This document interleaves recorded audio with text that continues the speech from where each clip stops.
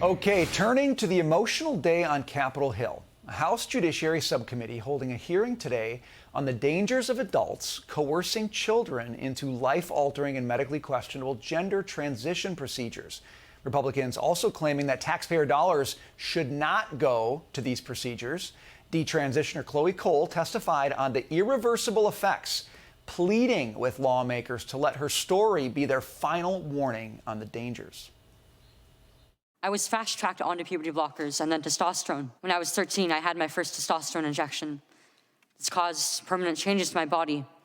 My voice will forever be deeper, my jawline sharper, my nose longer, my bone structure permanently masculinized, my Adam's apple more prominent, my fertility unknown.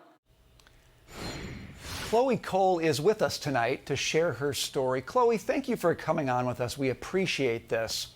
You came out as transgender to your family at the age of 12, and your family then consulted with medical professionals for support.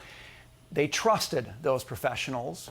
What was your experience like with the doctors who worked with you and your family on this?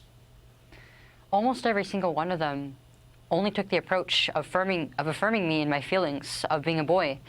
And the reasons as to why I wanted to be a boy so badly and reject my female body were never really questioned, even though they did do a psychological evaluation and determined that I did have some pre-existing psychological factors. But it was never really, none of this was ever really looked into during the treatment of my gender dysphoria. You were 12 at the time.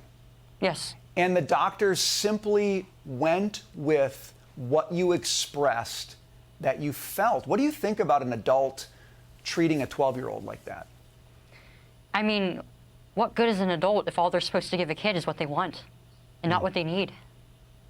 I understand from your testimony today that the doctors asked your parents, would you rather have a dead daughter or a living transgender son? To me, Chloe, that sounds like the most heinous manipulation. How did you respond? How do you respond to that? My parents had to sign off on all these treatments, of course, but it was under duress. I wouldn't say that what they gave was consent. It was coercion. They didn't know any better. This is all they were given. They were told that it was either transition or death, but it wasn't.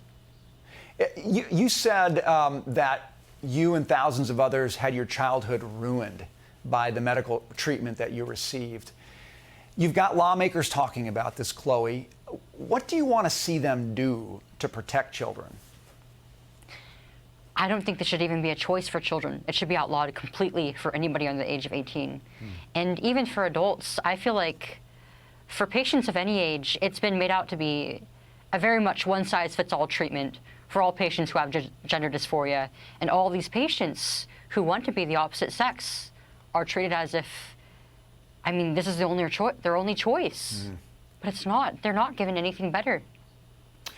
Can I ask you about this? Congresswoman Mary Gay Scanlon called what happened today and this conversation a political attack on transgender children. Watch what she said.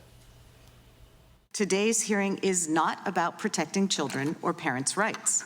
It's a cynical and frankly dangerous political attack on transgender children and their families, driven not by science or facts, but by polling and political strategists determined to mobilize conservative voters through fear. So she calls what happened today, what you participated in today, sharing your story, an attack. How do you respond to that? It's the furthest thing from the truth. I want to use my story to help other children and young men and women, to prevent them from going through the pain that I went through, to know that they deserve better than what they're being given now. Chloe, we greatly appreciate you sharing your story, the courage it takes to do so. Thank you for joining us tonight, and thank you for using the voice that you have to speak in this issue. We appreciate it. And thank you for having me.